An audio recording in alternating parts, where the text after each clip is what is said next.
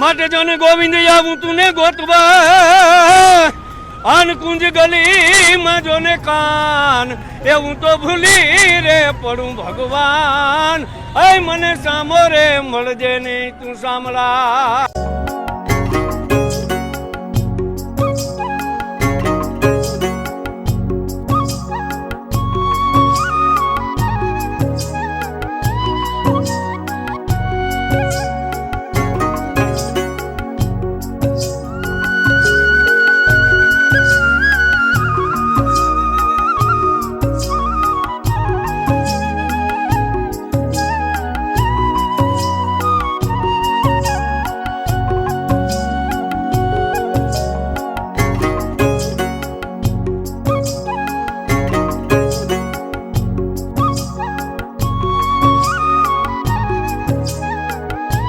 જય શ્રી કૃષ્ણ, જય માતાજી ને જય સ્વામિનારાયણ બધાને. આજે અમે રાજકોટની અંદર આવેલા કાલાવડ રોડ ઉપર આવેલું જે સ્વામિનારાયણ ભગવાનનું મંદિર છે ત્યાં દર્શન કરવા માટે આવ્યા છીએ. અને અહીંયા મહંત સ્વામી મહારાજ પણ અત્યારે બિરાજે છે. તો ચાલો પહેલાં ભગવાનના દર્શન કરશું અને ત્યાર પછી આપણે સભાગૃહમાં જઈ અને પરમ વંદનીય સંત એવા મહાન સંત શ્રી મહંત સ્વામી મહારાજના દર્શન કરશું. તો આ સુંદર ભવ્ય અને દિવ્ય મંદિર ભગવાન સ્વામિનારાયણનું છે અને ખૂબ સુંદર અત્યારે મંદિરનો શણગાર કર્યો છે. જેમ નવી દુલ્હનને સજાવેલી હોય એવું સરસ મંદિરને શણગારવામાં આવ્યું છે. ખૂબ જ સરસ હરિભક્તો એ ઉત્સાહથી મંદિરને શણગાર્યું છે. મહંત સ્વામી મહારાજ અત્યારે રાજકોટમાં બિરાજમાન હોય તો મંદિરનો શણગાર પણ કંઈ ઘટે નહીં એવો સરસ સુંદર શણગાર કરેલો છે.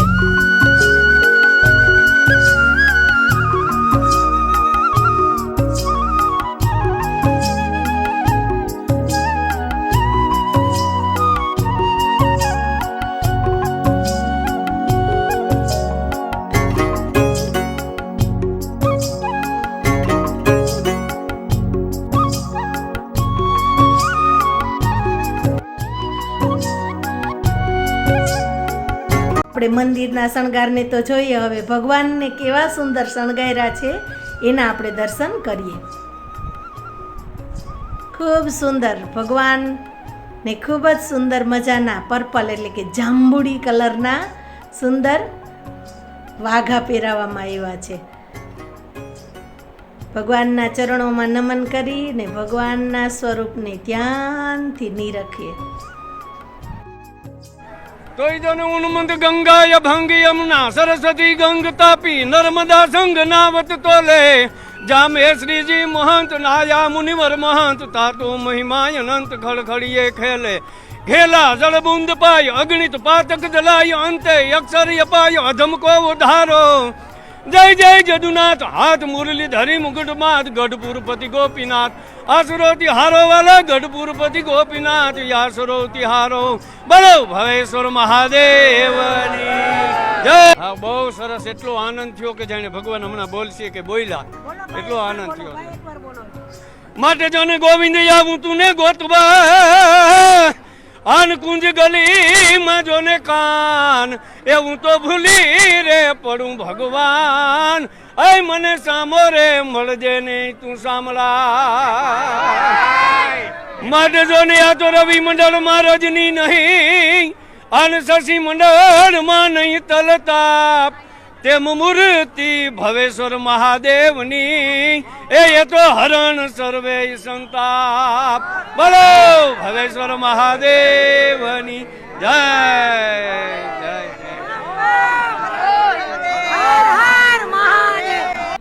વાહ ભગવાન. હનુમાન બાબા જ્યારે ઘરેથી નીકળ્યા ને ત્યારે કેદારનાથ દર્શન કરવા જવાની વાતો કરતા હતા અને જ્યારે અમે મંદિરે આવ્યા અને ભગવાનના દર્શન કર્યા તો ખરેખર ભગવાન સ્વામિનારાયણ મહાદેવ રૂપે દર્શન દેતા હોય ને એટલો સરસ શણગાર જોઈ અને શું પ્રાર્થના કરવી શું બોલવું ને અત્યારે ક્યાં ઊભા હતા એ પણ અમે ભૂલી ગયા હતા. કેમ કે જાણે સાક્ષાત મહાદેવ અમને દર્શન દેતા હોય ને એટલો સરસ ભગવાનનો શણગાર હતો. તો ભગવાન જે ક્યારેક આપણી એવા પ્રસંગો બને ને જે આપણી અંદર જે રહેલી ભક્તિ છે ને એને પોષે છે. એટલે કે એ જે પ્રસંગ હોય ને એ આપણે જ્યારે યાદ કરીને ત્યારે આપને ખૂબ આનંદ થાય અને એવું પણ લાગે કે ભગવાન છે ને એક આપણી એક એક વાત સાંભળતા હોય અને એ વાતનું સ્મરણ કરીને આપણી ભક્તિને ઓર વધારે વધારવાની આપણી જિજ્ઞાસા થતી હોય. એટલે ભગવાન છે એ ખૂબ કૃપાળુ છે, કેમ કે એ જ્યારે આપણી ઉપર કૃપા કરે ને ત્યારે એવું આજે તો અમને લાગ્યું કે કેદારનાથ મહાદેવના દર્શન કરવા આપણે હિમાલયમાં જઈએ ત્યારે જ્યારે ભગવાન કૃપા કરશે ને બોલાવો આવશે ત્યારે, પણ આજે તો અમને ભગવાને સાક્ષાત આ મંદિરની અંદર વર્ણી રૂપે દર્શન દીધા. એ જે આનંદ હતો ને એ ખરેખર અલગ જ હતો. ખરેખર ભક્તો ભગવાન છે ને એ ક્યારે આપણી કેવી પ્રાર્થના સાંભળી લે ને ક્યારે આપણે એની તરફ વધારેથી વધારે ખેંચે છે ને એ આપણે પામર મનુષ્ય એ સમજી નથી શકતા. પણ ભગવાનની કૃપા એટલી છે ને આપણા ઉપર કે બસ એ કૃપાની અંદર ભીંજાતા રહેવાની જ આપણે સદાયને માટે ઈચ્છા થતી હોય. તો આ ભગવાનને આપણે ખૂબ નમન કરી અને હવે નીચે ભગવાન વર્ણિરાજ નીલકંઠ વર્ણી છે એના મંદિરે દર્શન કરીએ. તો અહીંયાથી નીચે ઉતરી અને ત્યાર પછી આ બાજુ થઈ અને આપણે નીચે ભગવાન નીલકંઠ વર્ણીનો અભિષેક કરશું અને ભગવાનના દર્શન કરશું. અને ત્યાર પછી આપણે સભા મંડપમાં જઈ અને મહંત સ્વામી મહારાજના દર્શન કરશું અને જોઈએ કે આપણે આજે મહંત સ્વામીના કેવા દર્શન થાય. તો ચાલો હવે આપણે વર્ણિરાજના દર્શન કરીએ. ઘનશ્યામ મહારાજ ખૂબ નાની ઉંમરે ગૃહત્યાગ કરી અને છપૈયાથી જ્યારે હિમાલયના પર્વતોમાં પગપાળા યાત્રા કરવા નીકળેલા, ભારત ભ્રમણ કરવા, ત્યારે તે હિમાલયના બરફવાળા પહાડોમાં વર્ણી સ્વરૂપે એટલે કે કંઈ પણ વસ્ત્ર, એક કોપિન સિવાય કોઈ પણ વસ્ત્ર પહેર્યા વગર ભગવાને હિમાલયમાં હાલેલા અને એ ચારધામ અને આપણા જે યાત્રા છે એમાં બધેય ભગવાને ચાલીને જાત્રા કરેલી. અને એ જે ભગવાનનું સ્વરૂપ હતું એને નીલકંઠ વર્ણી એટલે કે વર્ણી સ્વરૂપે ભગવાન નીકળાતા. એ બધા સ્વરૂપને આ સભા મંડપની અંદર દર્શાવેલા છે અને ભગવાનનું જે વર્ણી સ્વરૂપ છે એનો અભિષેક કરવામાં આવે છે. એક ગામની અંદર હવે એવું બનેલું કે એક બ્રાહ્મણ રહેતા હતા અને પછી ભિક્ષા માગે બધે લોટ માગે અને બધું કરે. પછી એમને જરા પ્રજા વધી, 2-5 છોકરા થઈ ગયા એટલે શું કે આ ગામમાં હવે આપણું બિરબા થાય એવું શું છે, નાનું ગામડું છે, બીજું ગામ શોધીએ. એટલે પછી છે ને એ ભાગવત પુસ્તક નાખી અને એવા સારા ગામની શોધવા નીકળ્યા. અને બીજે જોતા યાર મન ના માને ન માને એમ કરતાં એક ગામ સરસ જોયું અને જોયું ગામ સરસ છે, બધા બંગલાઓ છે, આ છે તે છે, બીજું ત્રીજું છે, મોટું છે અને અહીં તો કંઈક આપણો નિર્વાહ સારો ચાલે એવું લાગે છે. પણ ગામમાં પહેરતા છે ને બધા પાળિયા ખોડેલા એટલે કોઈ મરી જાય ને તો એના પાળિયા હોય. એટલે પાછા બ્રાહ્મણ હતા ને એટલે બધું જાણે તો ખરે ને. ગામમાં લગભગ 90% જમાના બધા અભણ હોય. આ બ્રાહ્મણના બીજા છે વાણિયા થોડા એક ભણેલા હોય. એટલે એ બધા ઉપર એ વાંચવા માંડ્યા અને એમાં તો ફલાણા ભાઈ આ કેટલું જીવ્યા.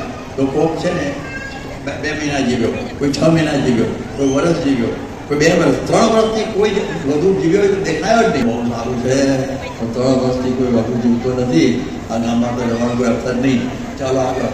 રસ્તો ગામની સોપટ જતો હતો વચ્ચોવચ એટલે સોપટ કહે છે ચલો ચાલો એટલે કહે છે ગામ વચાળાથી રસ્તો જતો હતો.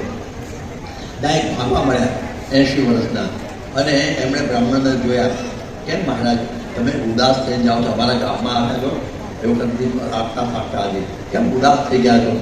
અરે શું કે ઉદાસ ના તો આ ગામમાં રહેવાનો સંકલ્પ કર્યો દૂરથી જોઈને, પણ પાળિયા ઉપર આવતા જોઈએ કે 3 વર્ષથી કોઈ લાંબુ જીવતું નથી એટલે શું કરવું?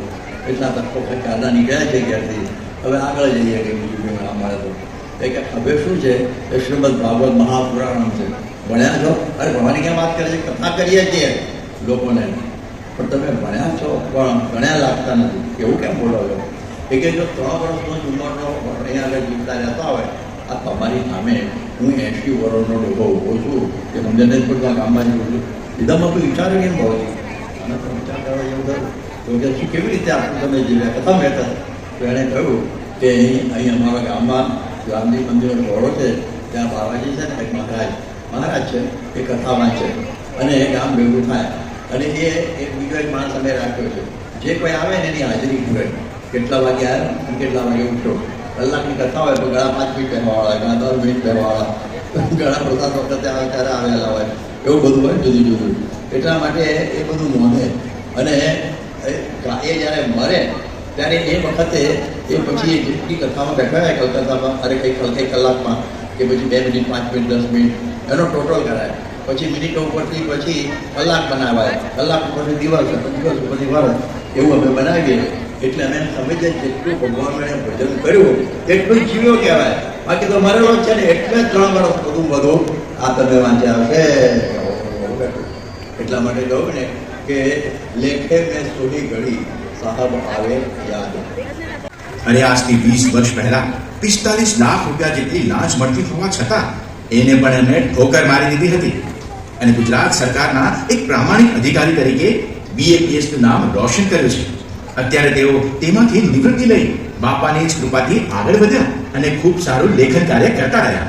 એમણે 33 પુસ્તકો લખ્યા છે અને હાલ મોટિવેશનલ સ્પીકર તરીકે 2000 કરતા અધિક પ્રવચનો આપીને લાખો યુવક યુવતીઓને સદાચારના માર્ગે આગળ વધવાની પ્રેરણા આપી રહ્યા છે. એવા શ્રી શૈલેષભાઈ સખપડિયાને પૂજ્ય સંતો સત્કારશે.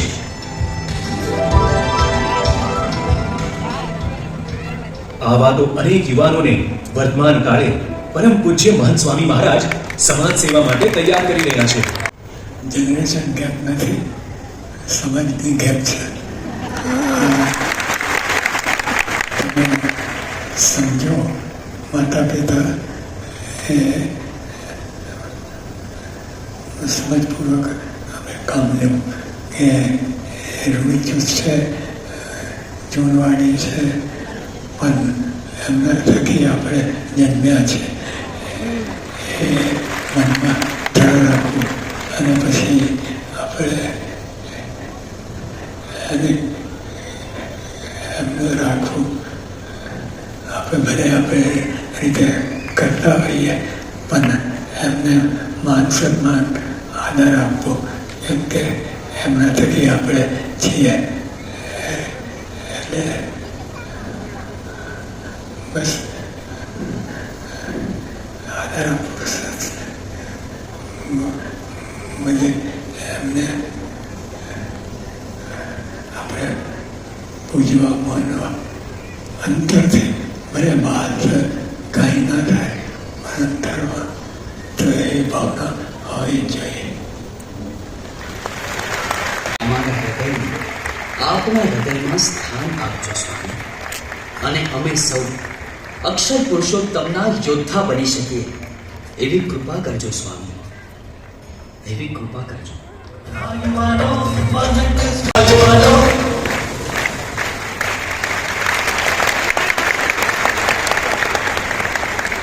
પ્રગટ ગુરુની મહંત સ્વામી મહારાજની આજના યુવા મહોત્સવની ખૂબ ખૂબ આભાર, ખૂબ ખૂબ આભાર. તો આજે મેં કેમેરાની આંખથી તમને સર્વને મહંત સ્વામી મહારાજના દર્શન કરાવ્યા. સ્વામીની સુંદર વાત આપણે બધા એ વિડીયામાં જોઈ. તો ચાલો ફરીથી મળશું એક નવા વિડીયામાં. ત્યાં સુધી બધાને જય શ્રી કૃષ્ણ, જય માતાજી ને જય સ્વામિનારાયણ.